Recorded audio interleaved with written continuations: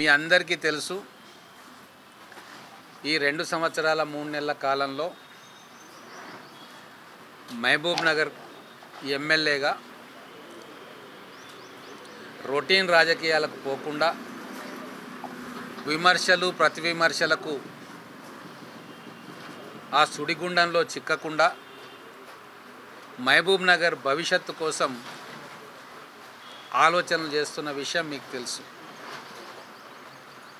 మహబూబ్ నగర్ పట్టణాన్ని ఒక ఎడ్యుకేషనల్ హబ్గా, మెడికల్ హబ్గా, ట్రాన్స్పోర్టేషన్ హబ్గా చేయాలని చెప్పి నిర్ణయం తీసుకున్నాం. అందుకు అనుగుణంగా గౌరవ ముఖ్యమంత్రి రేవంత్ రెడ్డి గారి సహకారంతో ఒక ఎడ్యుకేషనల్ హబ్గా మార్చడంలో సఫలీకృతమైనాం. ఇక్కడికి 2 ఇంజనీరింగ్ కాలేజీలు తీసుకురావడం, లా కాలేజ్ తీసుకురావడం, స్కిల్ డెవలప్మెంట్ సెంటర్స్ పెట్టడం, అడ్వాన్స్డ్ ట్రైనింగ్ సెంటర్స్ పెట్టడం, అలాగే డిగ్రీ కాలేజు, జూనియర్ కాలేజీలలో వసతులు పెంచడం, IIITని కూడా తీసుకొచ్చి దానికి కూడా ఫౌండేషన్ స్టోన్ వేయడం, ఇంటిగ్రేటెడ్ రెసిడెన్షియల్ స్కూల్ను తీసుకురావడం, ఇవన్నీ కూడా ఈ 2 సంవత్సరాల 3 నెలల కాలంలో మేము చేసిన గర్వంగా చెప్పుకోదగ్గ కార్యక్రమాలు. గతంలో ఎవ్వరు కూడా ఊహించినటువంటి, కలలో కూడా రానటువంటి అభివృద్ధి కార్యక్రమాలు మనం శాంక్షన్ చేయించుకున్నాం, శంకుస్థాపన చేసినాం. ఇప్పుడు గ్రౌండింగ్ కాబోతా ఉన్నాం.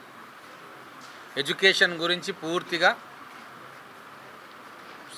కావాల్సిన ప్రాజెక్టులన్నీ తీసుకురావడం జరిగింది. ఇప్పుడు గ్రౌండింగ్ చేసుకోవడం మిగిలింది. ఎడ్యుకేషన్ IIIT వస్తూ ఉంది, ఇంజనీరింగ్ కాలేజీలు వస్తున్నాయి అంటే దాని అర్థం ఏంటి అంటే మహబూబ్ నగర్ పట్టణానికి వలసలు విపరీతంగా వస్తాయి. చుట్టుముట్టు ప్రాంతాల్లో, ఉమ్మడి జిల్లాలో ఉన్న అనేక మంది విద్య కోసం మహబూబ్ నగర్కి వచ్చి స్థిర నివాసం ఏర్పరచుకోవడమో లేకుంటే టెంపరీ నివాసం ఏర్పరచుకోవడమో జరుగుతుంది. సో దీనికి కావాల్సిన వసతులన్నీ మనకు చేసుకోవాలంటే ఒక మున్సిపాలిటీ తోటి సాధ్యం కాదు, మున్సిపాలిటీలో వచ్చే వనరులతోటి సాధ్యం కాదు. కాబట్టే మనకు కేంద్ర ప్రభుత్వం నుంచి, ముఖ్యంగా రాష్ట్ర ప్రభుత్వం నుంచి మనకు ప్రాజెక్ట్ శాంక్షన్ చేసుకోవాలి, ఫైనాన్షియల్ టైఅప్స్ కూడా చేసుకోవాలి. దానికి మనము మున్సిపాలిటీ పరిధి నుంచి కార్పొరేషన్కు తీసుకురావాలి. ఇది నేను ఎమ్మెల్యే అయిన మొదటి సంవత్సరంలోనే ముఖ్యమంత్రి రేవంత్ రెడ్డి గారి సహకారంతో పూర్తి చేసుకున్నాం. అసెంబ్లీలో బిల్లు పెట్టి మున్సిపాలిటీ యాక్ట్ ద్వారా 4 మున్సిపల్ కార్పొరేషన్స్ తెలంగాణలో పెట్టుకున్నాం. దాంట్లో మహబూబ్ నగర్ కూడా ఒకటి, కొత్తగూడెం ఒకటి, మంచిర్యాల ఒకటి, మహబూబ్ నగర్ ఒకటి, ఇంకొకటి చేసుకున్నాం, రామగుండం కూడా.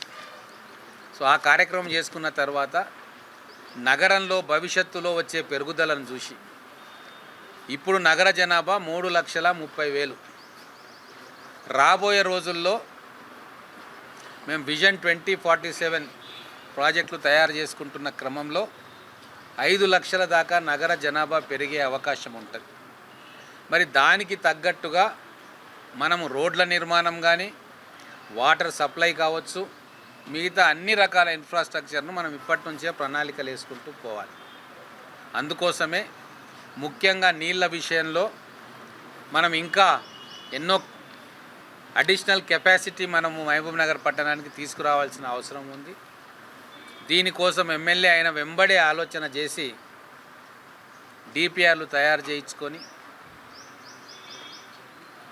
220 కోట్ల రూపాయలతోటి వాటర్ సప్లై ఆగ్మెంటేషన్ స్కీము మనం తెచ్చుకున్నాం.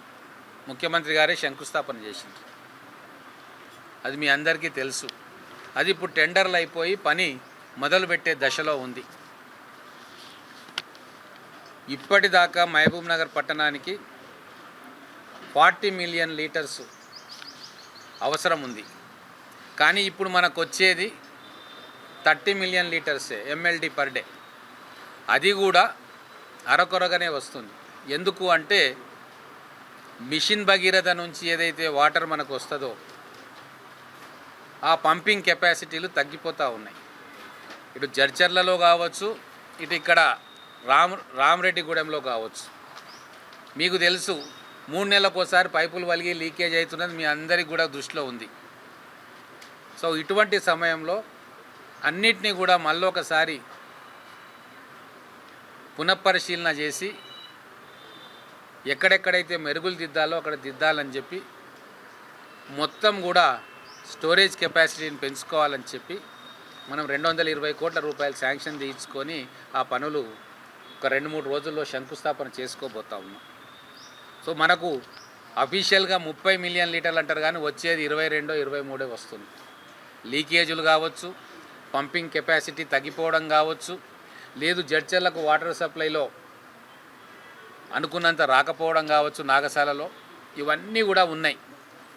సరే, గత ప్రభుత్వం చేసే కాడికి వాళ్ళు చేసిండ్రు, కానీ ఇప్పుడు మనం భవిష్యత్తు కోసం పక్కా ప్రణాళికలు వేసుకోవాల్సిన తరుణం వచ్చింది. దాని పనిలో మేము ఉన్నాం. దాదాపుగా పైప్ లైన్ల నిర్మాణం కావచ్చు, ఇప్పుడు మనకు 2 కలిపి ఎగ్జిస్టింగ్ సిస్టంలో 20.45 మిలియన్ లీటర్స్ మాత్రమే వస్తుంది. సో దీనికి అదనంగా రిజర్వాయర్ కెపాసిటీ ఇప్పుడు 20 మిలియన్ లీటర్లే మహబూబ్నగర్ పట్టణానికి. సో దీన్ని మనం పెంచుకోవాలి. అందుకే ఇమ్మీడియట్గా మనము దాదాపుగా 18.6 మిలియన్ లీటర్స్ కెపాసిటీ తోటి రిజర్వాయర్లను రేపు శంకుస్థాపన చేయబోతా ఉన్నాం. 14 రిజర్వాయర్లు రాబోయే ఒక నెల రోజుల్లో ఎక్కడెక్కడైతే ల్యాండ్ క్లియరెన్స్లు వస్తూ ఉన్నాయో అక్కడ శంకుస్థాపన చేస్తూ ఉన్నాం. దాదాపుగా 186 లక్షల లీటర్ల కెపాసిటీని మనము కెపాసిటీ రిజర్వాయర్స్ను మనం కట్టుకోబోతా ఉన్నాం.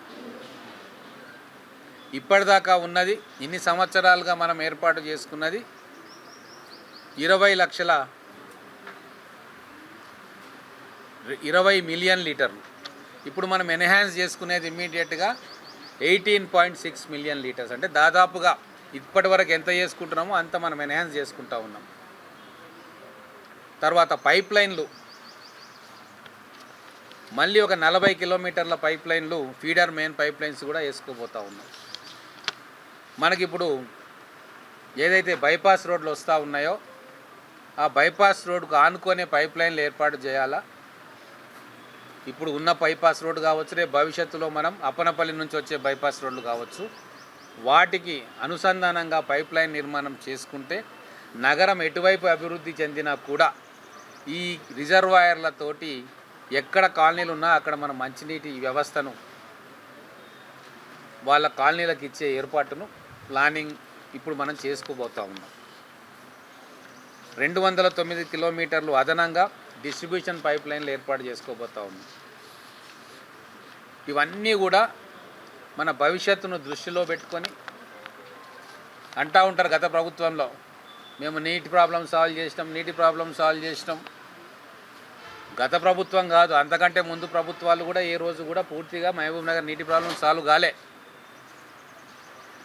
ఎప్పటికప్పుడు షార్టేజెస్ ఉన్నాయి, కానీ భవిష్యత్తులో రోజు వాటర్ వచ్చేటట్టుగా చేయాలనే మా లక్ష్యం. అది ఒక్క రోజుతో అయ్యే పని కాదు. అందుకే మొదట ఫస్ట్ ఫేజ్లో 220 కోట్ల రూపాయలు శాంక్షన్ చేయించుకొని దాని పనులను మొదలుపెట్టుకుంటాం. ఇంకా ఈ వాటర్ కూడా భవిష్యత్ అవసరాలకు సరిపోకపోవచ్చు. ఇంకొక సోర్సును మనం ఐడెంటిఫై చేసుకోవాల్సిన అవసరం ఉంది. దానికోసం కూడా నేను ముఖ్యమంత్రి గారితో మాట్లాడతాను.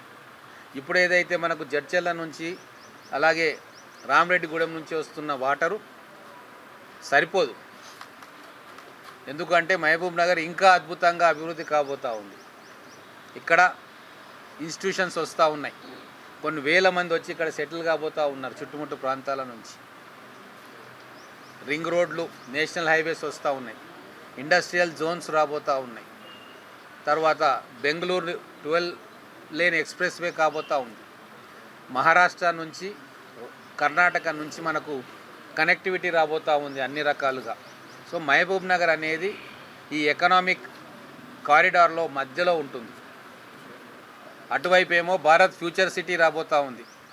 30,000 ఎకరాల్లో ఒక మహానగరం నిర్మాణం కాబోతూ ఉంది. సో ఇదంతా కూడా ఇంటెన్స్ ఎకనామిక్ యాక్టివిటీ ఉండే ఏరియాగా రాష్ట్ర ప్రభుత్వం ఐడెంటిఫై చేస్తూ ఉంది. కాబట్టి అనేక అభివృద్ధి కార్యక్రమాలు ఉపాధి కోసం కావచ్చు, ఇండస్ట్రీస్ రూపంలో, ఎడ్యుకేషన్ ఇన్స్టిట్యూషన్స్ రూపంలో వస్తున్నాయి. వాటి అవసరాలు తీర్చాలంటే 60 మిలియన్ లీటర్స్ మనకు అవసరం భవిష్యత్తులో. కాబట్టి దానికోసం ఈరోజు 18.6 మిలియన్ లీటర్స్ కెపాసిటీని మనం ఇమ్మీడియట్గా మొదలు పెడతా ఉన్నాం. ఇదంతా ఒక ముందు చూపుతోటి భవిష్యత్ నగర అవసరాల కోసం ఆలోచన చేసి శాంక్షన్ చేయించుకొని గ్రౌండింగ్ చేస్తున్న పథకం.